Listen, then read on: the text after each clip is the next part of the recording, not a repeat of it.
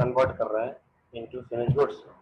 Okay, doing work in the goods. ठीक है, ये समझ आ रहा होगा आपको, ये कोई चीज बन रही है तो वर्क इन प्रोग्रेस है। जैसे आप कार मैन्युफैक्चरिंग फैक्ट्री में गए, गाड़ी बनाने की फैक्ट्री, अब आप जब उसके फैक्ट्री के अंदर पहले तो मटेरियल, रॉ मटेरियल जो भी नीडेड चीजें रखी हुई हैं स्टॉक में, स्टॉक रूम जैसा मटेरियल कहते हैं, रॉ मटेरियल। फिर आप जब फैक्ट्री के अंदर इंटर हो तो आपने देखा कि मुख्तलिफ मशीन हैं जिनके अंदर कार्स मैन्युफैक्चरिंग का काम चल रहा है, मतलब शुरू स्टेज से लेके एंड स्टेज तक, फिनिशिंग तक जितना भी कार मैन्युफैक्चरिंग हो रही है वर्क इन प्रोग्रेस कराएगा।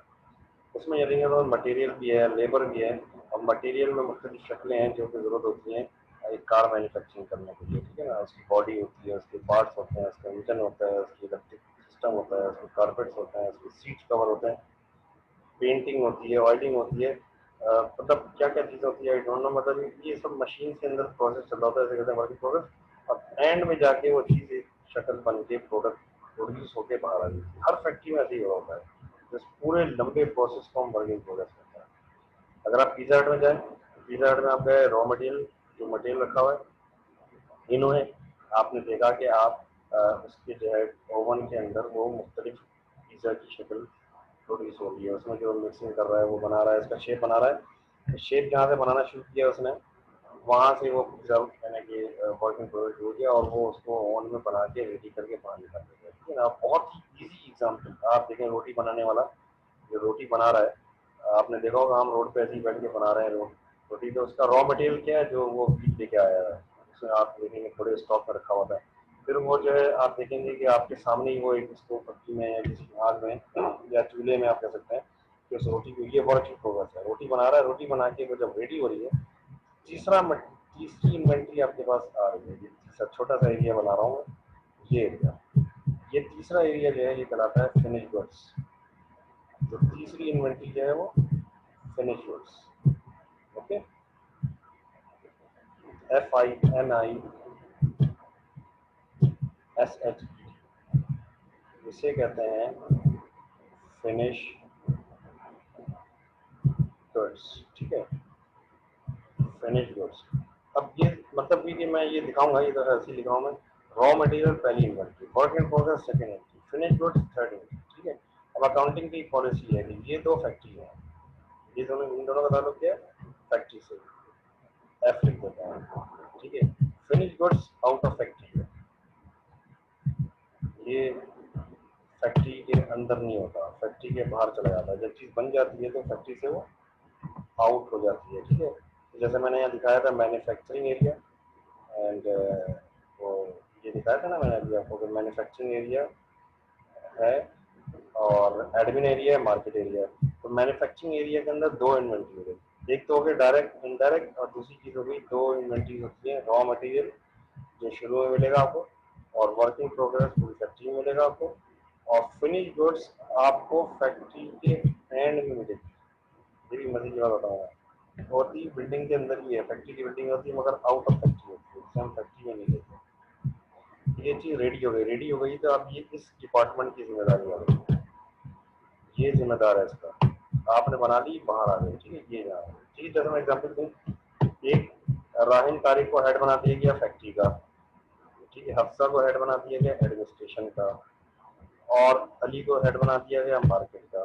अब ये तीनों हेड का मतलब डायरेक्टर्स हैं। ठीक है, तो अब ये इसकी कॉस्ट, इनकी राहिन तारिक की कॉस्ट क्या है, फैक्ट्री मैन्युफैक्चरिंग है, और हफ्सा की कॉस्ट क्या है, एडमिनिस्ट्रेशन का खर्चा है। ये इस तरह डिवाइड कर दिया जाता है, और मार्केटिंग जो है वो अली की जिम्मेदारी है। अब ये जो खर्चा हो रहा है, फिनिश गुड्स स्टॉक जो बन गया है, ये इनका खर्चा नहीं है, राहिन का नहीं है। ये कहेंगे मैन्युफैक्चरिंग का ताल्लुक नहीं है, मैन्युफैक्चरिंग वाला चीज़ बनाना, मैन्युफैक्चरिंग का मतलब ये नहीं होता कि बनी हुई चीज़ को रखना। तो जो चीज़ बन गई है फैक्ट्री ने जगह दी भी है इसको, मगर खर्चा किसका है, इस डिपार्टमेंट में खर्चा है, मार्केटिंग का, अली का खर्चा है। ठीक है, तो ये एक ही इदारा है, एक ही ऑर्गेनाइजेशन है, मगर हर एक अपनी अपनी कॉस्ट को कंट्रोल करता है सिस्टम के साथ, ताकि पता चले कि कहीं चोरी तो नहीं हो रही। क्यों इतनी मेहनत कर रहे हैं, इसलिए कर रहे हैं कि पता चले कि कहीं कोई अगर पैसा तो नहीं खा रहा, हमारा ओनर जो है कंपनी का, कोई देखता है कि हमारे एम्प्लॉइज हैं तो गड़बड़ तो नहीं कर रहे हैं हमारे बिजनेस में। ठीक है, तो हर जगह के डायरेक्टर्स अलग, हर जगह के मैनेजर्स अलग, वो अपनी कॉस्ट के जिम्मेदार है। ठीक है, तो फिनिश गुड जो है फैक्ट्री एक्सेप्ट नहीं करती, फिनिश गुड कहती है फैक्ट्री, फिनिश गुड होता है जिसे पैक करके है, पैक करके एक जगह जमा कर दिया जाए, जैसे कहते हैं फिनिश गुड्स। अब बेचना मार्केटिंग का काम है, जल्दी जल्दी लेके अच्छा है, ठीक है। इवन ये कि मैं आपको समझा रहा हूँ कॉस्ट, कॉस्ट मतलब मैंने एक चीज देखी, देखा रेंट, है ना, मेरी बात समझ आया शायद आपको। रेंट, अब ये एक बिल्डिंग है फैक्ट्री, इस पूरी बिल्डिंग का एक रेंट आएगा, इसमें 2 कमरे जो है वो फिनिश गुड में यूज हो रहे हैं, तो इन दो, इस पूरी बिल्डिंग में इस 2 कमरों का रेंट फैक्ट्री में नहीं आएगा, बल्कि वो मार्केट के खर्चे में जाएगा। ठीक है, ये फैक्ट्री का खर्चा कहाँ लिखते हैं, मार्केट का खर्चा कहाँ लिखते हैं, एडमिनिस्ट्रेशन के एक्सपेंस क्या लिखते हैं, ये मैं दिखाता हूँ आपको, शक्ल करा देता हूँ उसकी। ठीक है, तो होप कि थोड़ा समझ आ गया होगा। आई एम रिपीटिंग अगेन, फिर मैं आगे बढ़ता हूँ। 3 एरियाज है मैन्युफैक्चरिंग में। नंबर 1 मैन्युफैक्चरिंग ही है, फैक्ट्री। नंबर 2 एडमिन है, एडमिनिस्ट्रेशन। नंबर 3 मार्केटिंग है, मार्केटिंग का मतलब है you are going to have a market of a product, आप प्रोडक्ट को बेच रहे हैं, ठीक है ना। मैन्युफैक्चरिंग जो है वो एरिया जहाँ बना रहे हैं, एडमिन कंट्रोल कर रहे हैं बाहर से बैठ के, और मार्केट सेल कर रहे हैं, ठीक है। तो ये खर्चों को हमें डिवाइड करना है, ये चैप्टर इसी पे है, ठीक है ना। ये चैप्टर जो है इसी पे है कि इन तीनों चीज़ों को हमें डिवाइड करना है इन तीनों में अलग अलग, ठीक है। तो मैं देखता हूँ अगर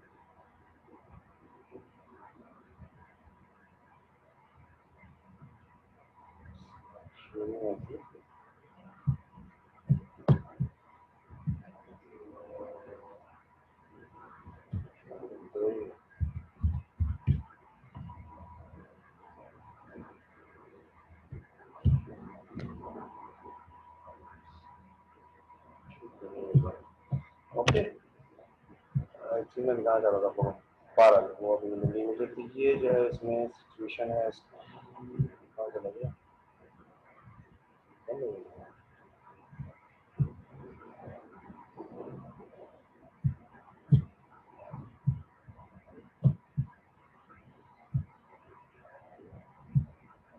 ओके, क्लियर हो गई मेरी बात।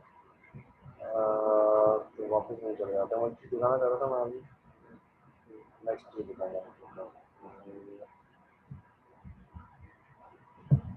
हाँ, तो अब मैन्युफैक्चरिंग बिजनेस जो है वो, ये एक चेहरा करा देता हूँ मैं आपको, इंशाल्लाह इसी को हम करेंगे नेक्स्ट। मैंने बताया था नंबर 1 एक्टिविटी जो होती है वो होती है आपकी मैन्युफैक्चरिंग अकाउंट, जो कि मेक मैन्युफैक्चरिंग अकाउंट।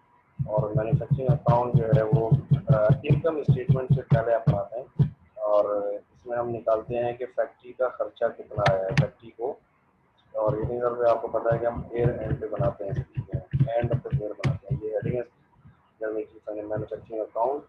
और any manufacturing company, manufacturing account end of the year बनता है, ठीक है। और मैन्युफैक्चरिंग अकाउंट का फॉर्मेट ये है, शॉर्टली दिखा देता हूँ, कल इसे और डिटेल से करेंगे हम। इसमें रॉ मटेरियल कंज्यूम नंबर 1, मैंने बताया था कि डायरेक्ट कॉस्ट, पहले हम देखते हैं डायरेक्ट कॉस्ट। डायरेक्ट कॉस्ट में raw material consume, raw material consume की ये पूरा स्टोरी है, ये मैं आपको कल इसको समझाऊंगा इंशाल्लाह। ये यहाँ तक रॉ मटेरियल कंज्यूम है, ये वाला एरिया कर दिया है डार्क, हाईलाइट कर दिया, ठीक है। तो सेकंड स्टेप है इसका लेबर, ये लेबर है इसका, वो लोग जो कि आपके मैंने इसमें काम करते हैं, डायरेक्ट लेबर। और तीसरा एरिया जो है वो ये मैंने कहा था अदर, तीसरा ये मैं आपको बाद में बताऊंगा, अभी मैंने कहा नॉर्मल करें। इन दोनों को जब हम जमा करते हैं, मटेरियल एंड लेबर को ऐड करते हैं, तो जो चीज़ आती है जो कहते हैं प्राइम कॉस्ट, ये प्राइम कॉस्ट है इसकी। फिर हम इनडायरेक्ट कॉस्ट ऐड करते हैं, इनडायरेक्ट कॉस्ट जो है अपनी वाली फैक्ट्री की, वो ये थोड़ी सी लिस्ट बनाई है मैंने, थोड़े से लिखे हैं, बहुत सारे हो सकते हैं, थोड़े दिन तो फिर एक साथ बहुत सारे नहीं है, मगर देखिए ये सब इनडायरेक्ट है, इसमें आपको नजर आ रहा होगा, और इसे पूरा कर देते हैं। इनडायरेक्ट इनका चेहरा कर लें, बाद में इंशाल्लाह देखेंगे। Factory rent, factory insurance, factory building depreciation, machinery plant and machinery depreciation, heating and lighting of factory, सब फैक्ट्री है। Indirect labour, indirect material, supervisor salary, factory material salary, factory store consumed, factory के store में जो खर्चा हो रहा है, चीजें इस्तेमाल हो रही है, सबको हम इनडायरेक्ट फैक्ट्री कॉस्ट कहते हैं। और दूसरे लफ्ज में फैक्ट्री ओवरहेड कहते हैं। क्या कहते हैं इसे फैक्ट्री ओवरहेड भी कहते हैं। ठीक है, फैक्ट्री ओवरहेड। ये फैक्ट्री ओवरहेड जो है वो आपका ये इनडायरेक्ट फैक्ट्री कॉस्ट है। और प्राइम कॉस्ट जो है ये आपको मैन्युफैक्चरिंग को बनाना है, बहुत आसान है, कोई मुश्किल नहीं है। वही ओपनिंग इन्वेंट्री, वही कैरेज इनवर्ड, वही रिटर्न आउटवर्ड, वही क्लोजिंग इन्वेंट्री, वही परचेजेस। देखें आप कर चुके हैं कॉस्ट ऑफ सेल्स में, ये बहुत आसान है, सिर्फ प्रोसेस समझना है। और मजे की बात ये भी है, मैन्युफैक्चरिंग अकाउंट जब हमने बना लिया तो आप चले जाएंगे इनकम स्टेटमेंट में। Know what is the meaning of income statement. जब इनकम स्टेटमेंट आप बना लेंगे तो आप चले जाएंगे स्टेटमेंट ऑफ फाइनेंशियल पोजीशन पे। और जब स्टेटमेंट ऑफ फाइनेंशियल पोजीशन आप बनाएंगे, सेम नज़र आ रहा होगा आपको। और ये सोल ट्रेडिंग बिजनेस है, ठीक है, पार्टनरशिप भी नहीं होता है, सिंपली सोल ट्रेडिंग बिजनेस है, पार्टनरशिप नहीं है। आपका फाइनल अकाउंट बन जाएगा। ये तीसरा फाइनल अकाउंट है इंशाल्लाह, बहुत स्पीड से करना है हमें, बहुत आसान है। और वही बात रिपीट करूँ मैं मजे की, वो ये है कि इसमें भी वही प्रॉब्लम है जो कि आपकी होती है उसमें सोल ट्रेडिंग पार्टनरशिप में, adjustments, accrued prepaid, depreciation, plus minus. ठीक है ना, ये इंशाल्लाह कल मैं इसका फॉर्मेट आपको क्वेश्चन हम सॉल्व करूँगा। ओके, पॉइंट पढ़ता हूँ। अल्लाह हाफिज़। देखता हूँ किसने अटेंडेंस लगाई और कौन आया कौन नहीं आया। कल इंशाल्लाह इसका क्वेश्चन करेंगे, स्टार्ट करेंगे।